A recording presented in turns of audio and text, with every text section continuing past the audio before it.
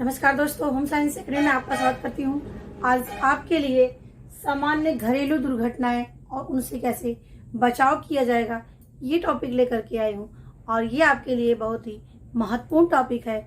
इससे ऐसे संबंधित क्वेश्चन आपके अवश्य एग्जाम में पूछे जाते हैं। ये आपके टीजीटी के सिलेबस में है। तो देखते हैं। ये सबसे पहले देखिए, कई सामान्य घरेलू दुर्घटनाएं होती क्या हैं, जो छोटी मोटी दुर्घटनाएं घर में हो जाती हैं और उसको हमें जानना जरूरी है।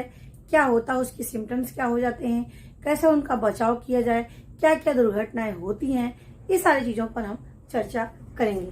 तो ये से टॉपिक है जो आपको जल्दी खोजने पर भी नहीं मिलेंगे, इस तरह से बने हुए टॉपिक। तो पूरा वीडियो बहुत ध्यान से देखिएगा, आपको सारी चीजें समझ में आ जाएंगी। बहुत ही आसान टॉपिक है, बस थोड़ी सी आपको समझना जरूरी है। अब आइए देखते हैं। पहला है चोट लगना, यानी थोड़ी सी चोट भी लग जाती है तो ब्लड निकलने लगता है। तो ये है दूसरा, दम घुटना या सदमा लग जाना। तीसरा, लू लगना, सर्पदंश यानी सांप का काटना, बिच्छू या बर्रे का मारना, वस्त्रों में आग लगना या जल जाना, अन्न तथा छाल से जल जाना, मिर्गी का दौरा पड़ना, पागल कुत्ते के द्वारा काटा जाना। और इसके बाद है नाक या कान में किसी वस्तु का अटकना और गले में किसी वस्तु का अटकना। तो ये सामान्य दुर्घटनाएं होती हैं, घरेलू दुर्घटनाएं होती हैं, जिनको हमें इसका उपचार थोड़ी बहुत हम आसानी से घर पर ही कर सकते हैं। और नहीं इलाज होता है तो हमें किसी कुशल चिकित्सक को दिखाना चाहिए। तो सबसे पहले देखते हैं चोट का लगना, यानी थोड़ी मोटी जैसे झटका लग जाने से या कहीं जा रहे हैं गिर जाने से तो ब्लड निकलने लगता है। तो कई कारण होते हैं ब्लड निकलने के। बहुत ही ज्यादा यदि ब्लड निकल रहा हो तो ब्लड की जगह पर पट्टी बांध देना चाहिए और उसको कस करके उसमें धुल करके साफ करके डिटॉल लगा करके और उसमें एंटीसेप्टिक क्रीम लगा कर उसको दवा करके बांध देना चाहिए, जिससे उसका जो ब्लड निकल रहा वो बंद हो जाए। दूसरा चीज क्या है कि वहां पर बर्फ से भी रगड़ देना चाहिए, जिससे भी वहां पर जो है ब्लड जो निकल रहा हो ज्यादा मात्रा में तो वहां रुक जाता है। और तीसरा कारण क्या है कि जो फिटकिरी होती है, फिटकिरी को जहां से ब्लड निकल रहा है, फिटकिरी को वहां पर बुक करके या पीस करके उसको लगा देने से क्या होता है, वहां की जो ब्लड निकल रहा हो वो भी बंद हो जाता है। तो ये सारी चीजें होती हैं, छोटी छोटी चीजें जिसे हमें जानना जरूरी होता है, जिससे हम छोटी छोटी चीजों का इलाज आसानी से घर पर ही कर सकते हैं। क्योंकि एक होम साइंस स्टूडेंट को पूरी तरीके से परफेक्ट माना जाता है कि हर चीज के बारे में इनको नॉलेज होती है। तो इसीलिए हमें इसके बारे में जानना बहुत ही जरूरी है। हमारे दैनिक जीवन के लिए भी हमें ये आवश्यक है। तो देखिए, नेक्स्ट हमारा है दम घुटना। क्या है? दम घुटना या सदमा लग जाना, दो चीजें अलग अलग होती हैं। दम घुटने का यहाँ मतलब क्या होता है कि जैसे वहां पर कोई चीजें, जैसे दम घुटना का मतलब है कहीं पर बहुत ही ज्यादा धूल हो, गर्द हो, हवा सही से नहीं पा रहा हो, जिसको हम सफोकेशन बोलते हैं, बहुत ही ज्यादा भीड़ हो तो वहां पर सही तरीके से ऑक्सीजन नहीं मिल पाती है, कार्बन डाइऑक्साइड की मात्रा ज्यादा होती है, तो वहां पर व्यक्ति का दम घुटने लगता है, ऑक्सीजन की कमी होने लगती है, व्यक्ति मूर्छित हो जाता है, बेहोश होने लगता है। तो ऐसी स्थिति को हम दम घुटना या सफोकेशन कहते हैं। दूसरा स्थिति है शॉक। शॉक मीन्स या सदमा लग जाना। सदमा लगने का मतलब जब कोई अचानक कोई दुर्घटना घट जाए जो कह सकते हैं अकल्पनीय है, जिसको सोचा भी नहीं जा सकता, इस तरह से घटना घट जाती है तो हृदय पर बहुत ही ज्यादा आघात पड़ता है। तो उस समय व्यक्ति बेहोश हो जाता है, सदमा लग जाता है और उसकी समझ नहीं आता क्या किया जाए। तो इस स्थिति को हम सदमा या शॉक कहते हैं। इसमें व्यक्ति सबसे पहले आराम से उसके साथ एक प्रेम पूर्वक व्यवहार से उसको रखना चाहिए और उसको खुले वातावरण में, स्वच्छ वातावरण में उसको लेटाना चाहिए और उसके आसानी से सब कुछ ठीक हो जाएगा। इस तरह से एक जो परिचारिका होती है उसको पेश आना चाहिए कि सब कुछ नॉर्मल है, सब कुछ ठीक है, सब कुछ ठीक हो जाएगा। इस तरह से बिहेव करना चाहिए। नेक्स्ट हमारा है लू लगना। लू लगना क्या है? इस समय गर्मियों में होने वाला ये बहुत ही महत्वपूर्ण है कि लू लगने का मतलब शरीर का टेम्परेचर बहुत ही ज्यादा हो जाता है, ताप बढ़ जाता है, जिससे वो जल्दी ठंडा नहीं हो पाता है। उस स्थिति में व्यक्ति को मूर्छित हो जाता है, बेहोश हो जाता है और कभी कभी बुखार भी चढ़ जाता है, उल्टी होने लगती है। तो ऐसी स्थिति को हम लू लगना भी कहते हैं। इसमें सिर में बहुत ही ज्यादा तेज दर्द हो जाता है, मुंह सूखने लगता है, प्यास अधिक लगती है, गला सूखने लगता है। तो ऐसी स्थिति में सबसे पहले व्यक्ति को लिटाना चाहिए खुले वातावरण में, उसको हवा देना चाहिए वहां पर और उसको ठंडे पानी का देना चाहिए और इसमें नींबू पानी, चीनी का घोल देना चाहिए, आम का पना देना चाहिए। इन सबको देने से धीरे धीरे जो है टेम्परेचर डाउन होने लगता है। ये होता है लू लगना। अब यहाँ पर है सर्पदंश। सर्पदंश का मतलब सांप का काटना। तो सांप का काटना, सबसे पहले क्या करते हैं, यदि सांप काट लेता है तो उस स्थान पर जहाँ पर काटा होता है वहां पर ब्लेड से चीरा लगाना चाहिए, जिससे जो उसका विष है वो बाहर निकल जाए।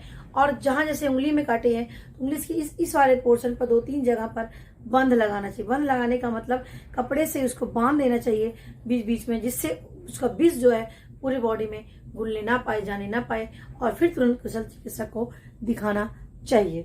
अब आता है हमारा बिच्छू। बिच्छू के काटना, देखिए बिच्छू के काटने से व्यक्ति की डेथ नहीं होती, जबकि सर्प के काटने से सर्प के काटने से व्यक्ति की डेथ हो जाती है।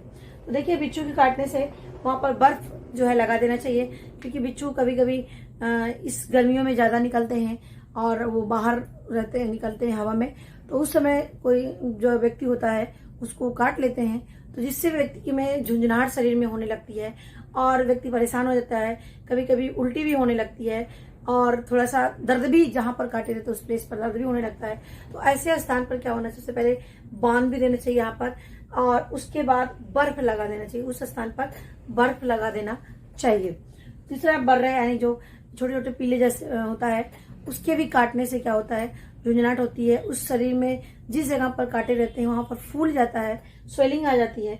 तो इसके लिए सबसे पहले नींबू वहां पर रगड़ना चाहिए, या मिट्टी का तेल रगड़ करके वहां पर लोहे का प्रयोग करके लोहे से रगड़ना चाहिए, जिससे उसका जो असर है विष का वो दूर हो जाए। और स्पिरिट का भी प्रयोग उस स्थान पर करना चाहिए, कभी कभी चूने का भी प्रयोग वहां पर करना चाहिए। तो ये सारी चीजें सामान्य घरेलू चीजें हैं जिसका उपचार आप आसानी से कर सकते हैं। तो ये चीजें हो गई। अब आते हैं नेक्स्ट, इसी में है वस्त्रों में आग लग जाना। कभी कभी किसी कारण बस वस्त्रों में आग लग जाते हैं, जिससे व्यक्ति जल जाता है, झुलस जाता है। तो ऐसी स्थिति में जो है सबसे पहले आग को बुझाने के लिए भारी कपड़े या कंबल का प्रयोग करना चाहिए। क्या है, भारी कपड़े या कंबल का प्रयोग करना चाहिए, क्योंकि इससे जो होता है आग बुझ जाती है और बहुत दौड़ भाग नहीं करनी चाहिए। इसमें आसानी से एक जगह पर और उसको बचाने की कोशिश करना चाहिए लोगों को। और इसमें जो है जहां पर व्यक्ति आग लगा हुआ होगा वहां पर डायरेक्ट नहीं छूना चाहिए, वहां पे हल्के क्रीम का प्रयोग, जो इस एंटीसेप्टिक क्रीम आती है, वहां पर लगाना चाहिए। और इसके साथ साथ डॉक्टर से, जैसा वहां पर हो, डॉक्टर से फिर इलाज या कुशल चिकित्सक से उसको दिखाना चाहिए। अब आता है अम्ल तथा क्षार से जल जाना। अब देखिए, अम्ल तथा क्षार से जल जाने पे बहुत ही महत्वपूर्ण है, लगभग ये घटनाएं हो जाती हैं कभी कभी कुछ चीज छू लेने से। तो ये अम्ल में क्या क्या आते हैं, जैसे आपका सल्फ्यूरिक एसिड आता है, नाइट्रिक एसिड आता है। तो इन सब की चीजों का ज्यादा सांद्र जब होते हैं तो बहुत ही ज्यादा कह सकते हैं त्वचा को बहुत ही ज्यादा नुकसान पहुंचाते हैं, जल जाती है त्वचा, झुलस जाती है त्वचा। और क्षार का भी अधिक ज्यादा जल जाने से तो बहुत ही जो हमारी त्वचा होती है झुलस जाती है, जल जाती है। तो ऐसी स्थिति में क्या करना चाहिए, तो इसमें जो यदि अम्ल से जला हो तो क्षार के हल्के क्षार का प्रयोग करना चाहिए, जिससे वो अम्ल का उदासीनीकरण यानी न्यूट्रलाइजेशन हो जाता है। और यदि व्यक्ति क्षार से जला है तो उसे हल्के अम्ल का प्रयोग करना चाहिए। क्वेश्चन इंपॉर्टेंट क्वेश्चन है आपके लिए, याद रखना इसको, कि यदि अम्ल से जला है तो क्षार का प्रयोग करना चाहिए, और यदि क्षार से जला है तो हल्के अम्ल का प्रयोग करना चाहिए। ऐसा करने से क्या होता है, वो जो चीजें होती है, अम्ल है तो उसका उदासीनीकरण हो जाता है, क्षार है तो उसका उदासीनीकरण हो जाता है, एक दूसरे का अपोजिट चीजों का प्रयोग करने से। अब देखिए यहाँ पे मैंने लिखा है गंधक का अम्ल, नमक का अम्ल, कास्टिक सोडा, पोटास, चूना, ये अम्ल और क्षार होते हैं जिनकी वजह से हमारी त्वचा झुलस जाती है, जल जाती है। तो इनके लिए इनका प्रयोग करना चाहिए। अब है मिर्गी का दौरा पड़ना। कभी कभी मानसिक कह सकते हैं हमारी जिसको हम एपिलेप्सी कहते हैं, तो कभी कभी किसी को जन्मजात होती है या किसी को किसी दुर्घटना के कारण ऐसा हो जाता है, तो ये आजीवन या तो ऐसा इलाज ना किया जाए तो ये चलता रहता है। तो ये क्या होता है, इसमें दौरा पड़ने लगता है, यानी कुछ मानसिक ऐसी एक्टिविटी होती है जिसमें मुंह से झाग आने लगता है, हाथ पैर हिलने लगते हैं, कांपने लगते हैं, और व्यक्ति होश में नहीं रहता है, आंखें उलट सी जाती हैं और हाथ पैर कांपते हैं। तो ऐसी विषम परिस्थिति होती है। इसमें सबसे पहले यहाँ पर पानी से इसको दूर होना चाहिए, हवादार स्थान पर रोगी को लिटाना चाहिए और फिर उसके बाद धीरे धीरे नॉर्मल हो जाने पर डॉक्टर के पास ले जाना चाहिए। तो देखिए यहाँ पर है, श्वसन गति इसमें घट जाती है, पसीना आने लगता है, मुंह से झाग आने लगता है। तो ऐसी स्थिति में रोगी को सही हवादार स्थानों पर लिटाना चाहिए और उसको हवा देनी चाहिए। जो घुटने स्थान पर जब वो धुआं हो, गैस हो, वहां पर नहीं लिटाना चाहिए, जिससे और भी उसकी स्थिति बढ़ जाती है। तो ऐसी स्थिति पर और उसके बाद तुरंत फिर नॉर्मल होने पर डॉक्टर से सलाह लेनी चाहिए, डॉक्टर को दिखाना चाहिए।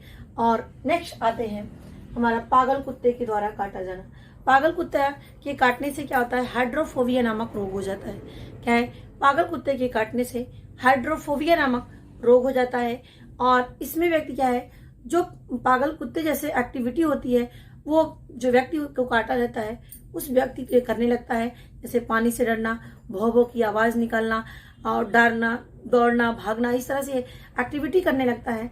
तो ये पहचान होती है। और इसका जो असर होता है, यदि इसमें इंजेक्शन लगाया जाता है, एंटी रेबीज इंजेक्शन लगाया जाता है, रेबीज का टीका लगाया जाता है, जिससे इस पे मतलब इसका कंट्रोल किया जा सके। और इसका टीका नहीं लगाया जाता है, इसका इलाज नहीं किया जाता है, व्यक्ति की 6 महीने के बाद भी इसकी मृत्यु हो जाती है, क्योंकि इसका जो असर होता है वो 6 मंथ तक का ही असर, इसका 6 मंथ तक इसका असर विष का रहता है। तो इसीलिए इसमें एंटी रेबीज टीका लगाना आवश्यक होता है। और व्यक्ति को जो है इस रोग को हल्के में भी नहीं लेना चाहिए और इससे जो है हाइड्रोफोबिया रोग हो जाता है, एंटी रेबीज टीका लगाना चाहिए। नेक्स्ट हमारा है गले में नाक और कान में किसी वस्तु का अटकना। कभी कभी बच्चे क्या होते हैं, खेलते खेलते कोई वस्तु क्या होती है उनके नाक में चली जाती है, तो उससे क्या होता है, परेशानी होने लगती है, सांस नहीं ले पाते हैं। तो थोड़ा सा छींक करने से, ऐसी वस्तुओं को सुखाने से, जैसे तंबाकू, अमोनिया, मिर्च, इसको सुखाने से क्या होता है, छींक आती है, जिससे वो छींक के माध्यम से नाक से बाहर निकल जाते हैं। तो ये चीजें करनी चाहिए। और यदि कान में कुछ चला जाता है तो लहसुन डाल करके सरसों के तेल में पका करके उस गुनगुने तेल को कान में डालना चाहिए। और इसके साथ साथ जो डॉक्टर लोग क्या होते हैं, हाइड्रोजन पेरोक्साइड का झाग होता है उसको डाल करके साफ करते हैं, जिससे जो चीजें मतलब पड़ी घुसी हुई है वो बाहर निकल जाए। तो ये चीजें होंगी नाक और कान में किसी वस्तु के अटकने से। नेक्स्ट इसमें एक और हमारा है गले में अटकना है। कोई चीज गले में यदि अटक जाती है, खाते खाते बच्चों में भी हो जाती है, बड़ों को भी हो जाती है, तो इस स्थिति में क्या है, दूध या हरी सब्जियां, फल, यानी दूध, हरी सब्जियां, फल, इन सब का सेवन करते रहने से धीरे धीरे क्या होता है, वो अंदर चला जाता है और वो फिर ऐसी कोई वस्तु होती है जो डाइजेस्ट नहीं होती है, वो मल के माध्यम से शरीर से बाहर निकल जाती है। तो ये चीजें हो गई, दूध, हरी सब्जियां, फल, इन सब चीजों का सेवन करने से जो गले में कोई चीज अटक रहती है वो क्या होती है, बाहर यानी अंदर की तरफ चली जाती है और मल के माध्यम से बाहर निकल जाती है, जो पचने योग्य नहीं रहती है। और यदि कोई ऐसी चीज होती है जैसे कोई चूहन सी होती है तो वो अटक जाती है, तो इससे क्या होता है,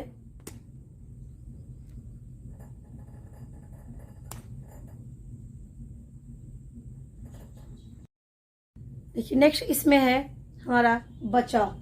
यानी इसमें जैसे मैंने यहाँ पर कुछ बचाव बता दिया है, कुछ इसमें रह गया है, यहाँ पे मैं डिस्कस कर लेंगे, क्योंकि आपका टॉपिक क्या है यहाँ पर, सामान्य घरेलू दुर्घटनाएं एवं उसका बचाव। तो इसमें कुछ पॉइंट क्या है, जैसे यदि सदमा लगा हो तो व्यक्ति को खुले वातावरण में लिटा देना चाहिए। चाय, कॉफी, यानी जैसे नॉर्मल व्यक्ति हो जाए उसको चाय देना चाहिए, कॉफी देना चाहिए या दूध देना चाहिए। दूसरी स्थिति है कृत्रिम श्वास दिलाना चाहिए। यानी जब व्यक्ति जो है दम घुटने लगे, जब व्यक्ति की दम घुटने लगे तो उसको मुंह के द्वारा कृत्रिम श्वास दिलाना चाहिए, जिससे उसको दम जो है घुट रहा है वो थोड़ा सा उसको नॉर्मल किया जा सके। तीसरा पॉइंट है, यदि सर्प काट लिया हो तो उस समय विष प्रतिरोधक औषधि देनी चाहिए। सर्प विष प्रतिरोधक औषधि देनी चाहिए या टिटनस प्रतिरोधक इंजेक्शन देना चाहिए। और एक चीज और लिखा है, जो लाल दवा होता है पोटेशियम परमैंगनेट, इसको भी उस स्थान पर लगा देना चाहिए जहां पर वो विष यानी जहां पर सर्प ने काटा है। तो ये भी बहुत ही इंपॉर्टेंट पॉइंट था कि लाल दवा लगभग घर में उपलब्ध होगा तो उस स्थान पर लाल दवा भी लगा देना चाहिए।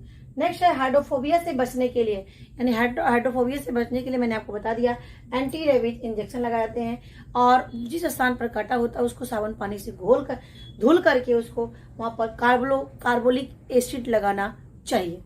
नेक्स्ट आता है, यदि मिर्गी के रोगी को खुले वातावरण में रखना चाहिए और यदि होश ना आ रहा हो तो उसको अमोनिया सुखाना चाहिए जिससे वो होश में आ जाए। नेक्स्ट हमारा है, आंखों में कुछ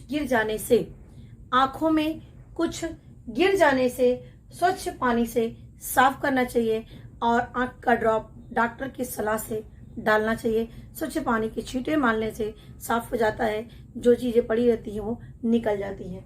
और नेक्स्ट है, अम्ल के जलने से हल्के क्षार के घोल से धोना चाहिए। यानी वे हमने आपको बताया, यदि व्यक्ति अम्ल से जला होता है तो हल्के क्षार का प्रयोग करते हैं, यदि क्षार से जला होता है तो हल्के अम्ल का प्रयोग करना चाहिए। और जिस स्थान पर जला हो उस व्यक्ति को, दूसरे व्यक्ति को वहां पर डायरेक्ट हाथ से नहीं छूना चाहिए, नहीं तो उस व्यक्ति को, वो जो व्यक्ति जला नहीं है उस व्यक्ति की उंगली वहां पर जल जाएगी, क्योंकि उसका असर जिस भाग में जला हुआ है उस भाग में उस अम्ल का या क्षार का असर रहता है। इसीलिए डायरेक्ट हाथ से नहीं छूना चाहिए और उस स्थान पर खाने का सोडा लगा देना चाहिए। अब है, क्षार से जलने पर हल्के अम्ल यानी नींबू या सिरके का प्रयोग करना चाहिए। नेक्स्ट अब आपको बताना है, आपके लिए क्वेश्चन है, किसके काटने पर रोगी को पानी से डर लगने लगता है। यानी कौन सा ऐसा एनिमल के काटने से जो है व्यक्ति को पानी से डर लगने लगता है। ये इंपॉर्टेंट क्वेश्चन है, ये आपको बताना है हमें कमेंट बॉक्स में।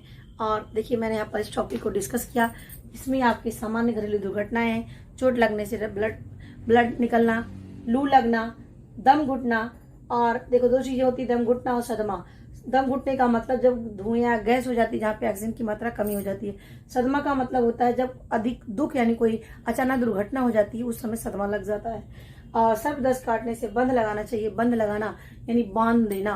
अब है, बिच्छू या काटने से बर्फ लगाना चाहिए उस स्थान पर। बर्रे के काटने पर नींबू या स्प्रिट का प्रयोग करना चाहिए। तो ऐसे सामान्य चीजें हैं जिसको हमें जानना जरूरी है। वस्त्रों में आग लगने से मैंने बताया कंबल या भारी वस्त्र का प्रयोग करना चाहिए जिससे आग को मतलब कि बुझाया जा सके। अम्ल क्षार का प्रयोग मैंने अभी आपको बता दिया।